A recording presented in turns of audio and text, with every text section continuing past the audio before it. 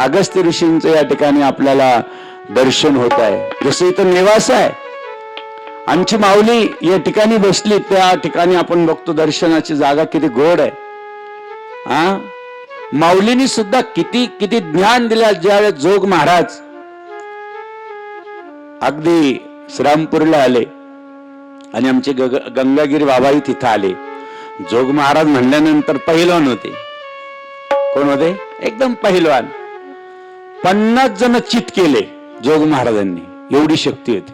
पंजाबचे आलेले होते, त्यांना सुद्धा चित करून टाकलं. जोग महाराजांची एवढी कुस्ती पाहिल्यानंतर आमचे गंगागिरी बाबांनी बोलून घेतलं, अरे बाबा, बाह्यांग एवढं शक्तिशाली, पण आतली किती मोठी शक्ती असेल तुझ्यामध्ये, ती शक्ती कधी जागृत करशील. थोडं करण लागलं आणि आपल्या सरला बेटावर जोग महाराजांना घेऊन आले. ज्यावेळेस जोग महाराज सरला बेटावर आले, योगाचा अभ्यास